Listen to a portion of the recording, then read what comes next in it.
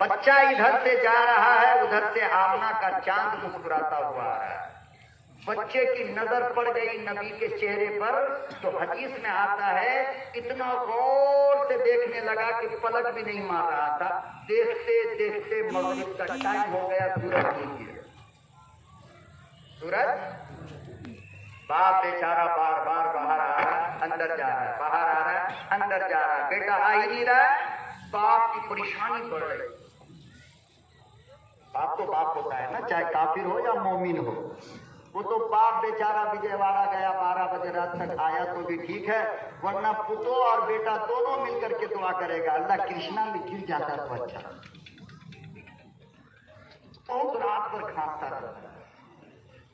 बाप वैसा नहीं, तुम दोनों पांव के लंगड़े रहो, तुम दोनों हाथ के डूले रहो, तुम दोनों आंख के अंधे रहो, तुम बिस्तर पर पाखाना करो, तुम बिस्तर पर उल्टी करो, बाप फिर भी अपने दामन में उठाकर तुम्हें चूम लेता है।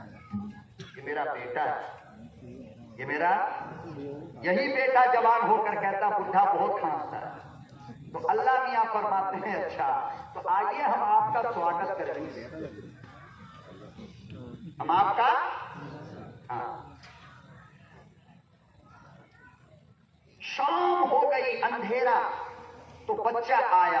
ओ न सौदा है न थैला है, बिल्कुल खाली हाथ, कुछ है ही नहीं। कहने लगा अरे बेवकूफ, एक तो इतना लेट से आया, अब फिर भी खाली हाथ लाया। तो बच्चा कहने लगा अब्बा दुनिया का सबसे कीमती सौदा खरीद कर लाया। अरे पागल, कहाँ है सौदा, दिखा दो। कहा कि उस सौदा को देखने के लिए मेरी आंख चाहिए, वो है नहीं आपके पास। तो बादशाह जो गया ना लैला को देखने के लिए, भाई बहुत पागल है मजनू, जरा दिखा तो सही। वो बादशाह गया तो देखा छत के ऊपर लैला कपड़े डाल रही है, एकदम काली, एकदम न आंख न नाक, रंग काला। बादशाह कहे भाग यहाँ से, इतनी काली पर मरता है, मजनू पागल हो गया है। तो लैला ने कहा हाँ हाँ बादशाह सलामत, तुमने बादशाह की आंख से मुझे देखा, मजनू की आंख से देखो तुम भी पागल हो जाओगे। तो बेटा ने कहा अब्बा वो सौदा खरीद कर लाया हूं, जिसे मेरी आंख से देखोगे तो कीमत समझ में आएगी, तुम्हारी आंख से वो सौदा देख ही नहीं सकते। और उसके बाद हर दिन चुपचाप निकल जाता मस्जिद नबी में। नबी फजर के बाद बयान करते कि पीछे जाकर बैठ जाता, और बैठकर करता क्या था, ऐसे हाथ बांध कर खाली जोर से देखता, और कोई काम, बच्चा है छोटा सा, करेगा तो क्या करेगा, लेकिन ये काम डेली हो गया। अब घर आता तो हमारा बच्चा रोज जब घर आता है तो डिस्को डांस वाला गाना गाता रहता है। वो पूरे घर में यहूदी का बच्चा घूमता कहता या मोहम्मद या मोहम्मद या मोहम्मद या मोहम्मद, तो यहूदी पकड़ा रहा है। तो ये क्या हो गया, इसको दीवाना हो गया क्या?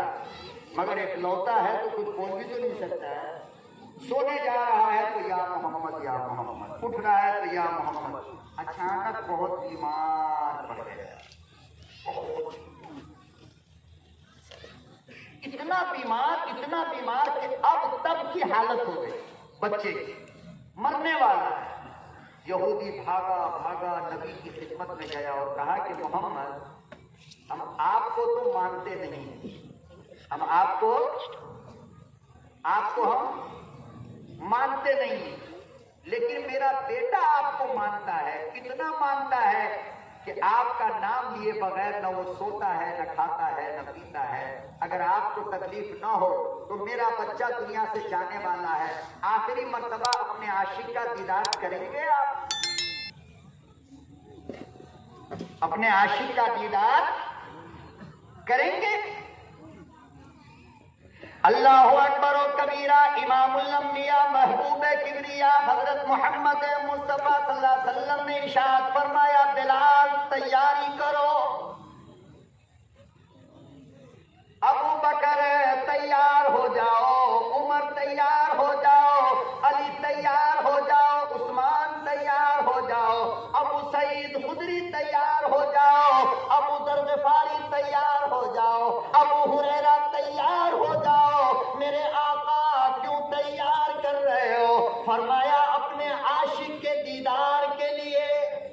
सुभान अल्लाह।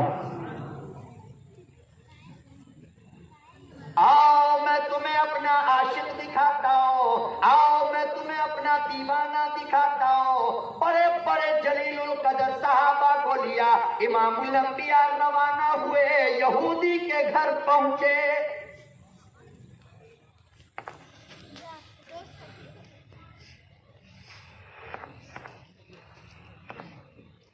बच्चे के सराने में नबी बैठ गया, नबूवत वाला हाथ जो माथे पर रखा, पेशानी पर रखा। अल्लाह की कसम हदीस देखो, लिखा है बच्चे की आंख खुली, नबी के चेहरे से अखियां मिली, मुस्कुराने लगा। सुभान अल्लाह। नारे तकबीर, नारे तकबीर। जैसे खातिमुन नबीयीन, उलमाए दीन, उलमाए दीन, जलील अहमद साहब कासमी। हाँ, नबी की पहचान यही है कि नबी को जो देखे वो मुस्कुराए, क्योंकि नबी खूबसूरत इतना होता है। नबी खूबसूरत क्या होता है, बोलो ना, बोलना भाई, पीछे तक बोलो ना, जोर से बोलो। नबी खूबसूरत होता है। और जितना डुप्लीकेट नबी आया ना दुनिया में, मुसैलमा कज़्ज़ाब से लेकर के दूसरा और शकील बिन हनीफ, इसको देखोगे अल्लाह की कसम फौरन खा करके मत देखना, वरना पूरा खाना बाहर आ जाएगा। यही काफी है इसके झूठे होने के लिए कि नबी वो होता है जिसको देखकर चेहरा हंस पड़े। ये नबी नहीं हो सकता जिसको देखकर बीवी भी बिस्तर से भाग जाए। ये नबी है। बच्चे की आंख खुली, नबूवत वाले चेहरे से चेहरा मिला, मुस्कुराने लगा। अल्लाह के नबी सल्लल्लाहु अलैहि वसल्लम ने उस मासूम के सर को अपने गोद में रख करके फरमाया, बेटे कलमा पढ़ लो। कलमा। बच्चे ने कहा, मेरे आका आखिरी वक्त है, अब कलमा पढ़ के भी हम क्या करेंगे। मेरे आका ने फरमाया, कलमा पढ़ना तेरा काम है, जन्नत तो मेरी है ना, हम समझ लेंगे। सुभान अल्लाह, सुभान अल्लाह। जन्नत तो हम समझ लेंगे। उलमा ने लिखा है, इधर उस बच्चे के अंदर कलमा गया और उधर रूह बाहर आई। कलमा अंदर गया और जान बाहर आई। यहूदी आया, कहने लगा कि अब तो ये आपके पार्टी का आदमी है, तो कफन वफन जो कुछ करना है वो आप ही कीजिएगा, अपने साथ लेकर के चले जाए। इमामुल अंबिया महबूबे किबरिया हजरत मोहम्मद मुस्तफा सल्लल्लाहु अलैहि वसल्लम ने इरशाद फरमाया, अबू बकर, उमर, उस्मान, अली, मेरे दीवाने की मैयत अपने कांधे पर उठाओ और सारी दुनिया को बता दो कि ये वो खुशनसीब है जिसकी मैयत को चारों खलीफा ने उठाया। अल्लाह।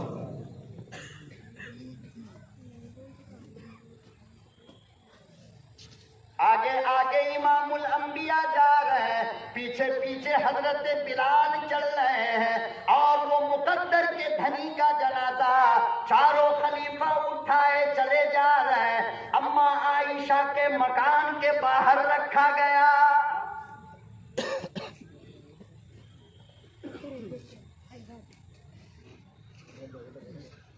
इमामुल अंबिया महबूबे किबरिया हजरत मोहम्मद मुस्तफा सल्लल्लाहु अलैहि वसल्लम अंदर तशरीफ ले गए और फरमाया, आयशा मेरी वो चादर लेकर आओ जिसे मैं सर पे बांध कर जुमे का खुतबा देता हूँ।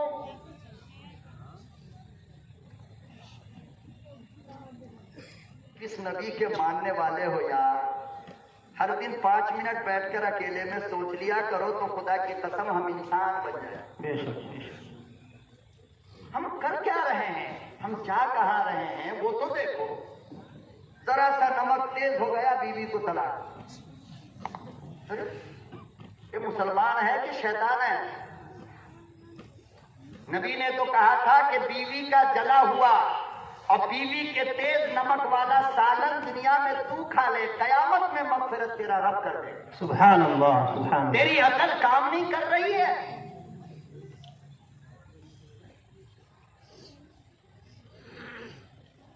और चले हो सीरत, मोहसिने इंसानियत का पैगाम सुनने। अम्मा के घर के बाहर उस मासूम बच्चे का जनाजा रखा गया और फरमाया कि आयशा जरा वो वाली चादर मुझे दे दो। क्यों? इसलिए कि ये आशिक मेरा है, तो बाजार का कफन नहीं, मोहम्मद की चादर में इसको कफन दिया जाएगा।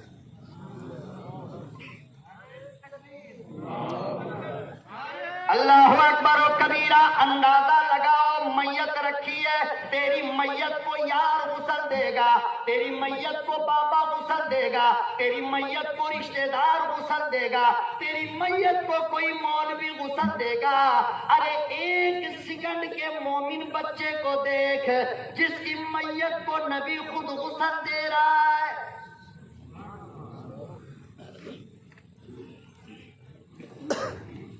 फरमाया लोगों हट जाओ, दीवाना मेरा है, आशिक मेरा है।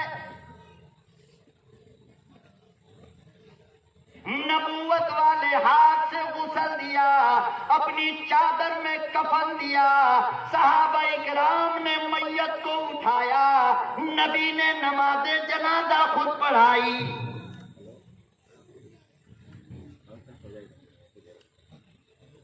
कितनी देर का कलमा पढ़ने वाला है?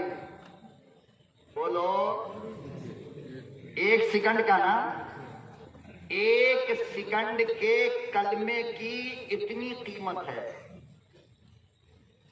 कहां से कहां पहुंचा देती है। तो तुम क्यों नहीं समझते कि हमें तो कलमा पढ़ते पढ़ते 60-65 साल हो गए, अल्लाह के यहाँ हमारी कीमत नहीं होगी? बोलो, होगी ना? इसलिए मायूस मत हुआ, तुम मोमिन हो। तुमसे ज्यादा कीमती कायनात का कोई हीरा नहीं हो सकता है जितने कीमती तुम हो। रहा मसला गुनाहों का होना, तो ये इंसानी फितरत है, फरिश्ते के सिवा कोई नहीं बच सकता है और नबी के अलावा। लेकिन ईमान का तकाजा यह है कि गुनाह पे अटल मत रहो। गुनाह जहां हो जाए फौरन तौबा करो, अल्लाह मेरी तौबा मुझे माफ कर। अल्लाह फरमाते हैं कि इस बंदे से मुझे जितना प्यार होता है किसी और से नहीं होता। शैतान के कहने पे, नफ्स के कहने पे गुनाह कर तो लिया, मगर मान तो रहा ना माफी। अब मैं इस पर बयान करूं तो मसला सुबह हो जाए। जनाजा तैयार है, यहूदी के बच्चे का जनाजा है, 1 मिनट के मोमिन का जनाजा है। कब्रिस्तान में जनाजा पहुंचाया गया। अल्लाहु अकबर और कबीरा। कितनी किस्मत वाला है, हमारी मैयत को, तेरी मैयत को महल्ले का इमाम उतारेगा, कोई हाजी साहब कब्र में उतारेगा। वो बच्चा कितना नसीब वाला है, इमामुल अंबिया खुद कब्र में उतरे।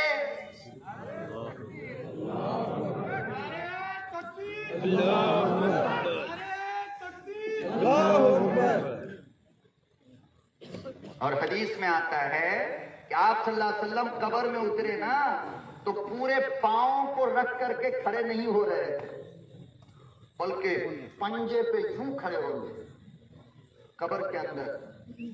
और ऐसा लग रहा था जैसे कि किसी चीज से आप अपने बदन को बचा रहे।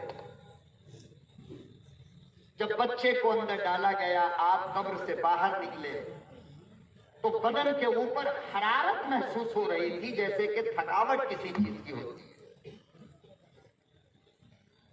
दफन हो गया, दुआ हो गई। साहबी रसूल ने पूछा, मेरे महबूब बात समझ में ना आई,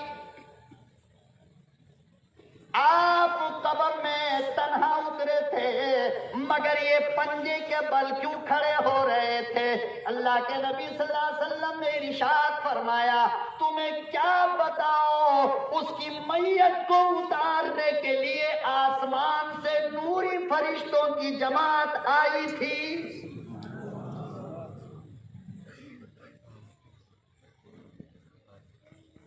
इतने फरिश्ते आ गए कि मुझे पांव रखने की जगह नहीं मिल रही थी। रहा मसाला मेरे बदन को बचाने का, तो जन्नत की हूरों की लड़ाई चल रही थी। हर कोई कहती थी ये शौहर मेरा है।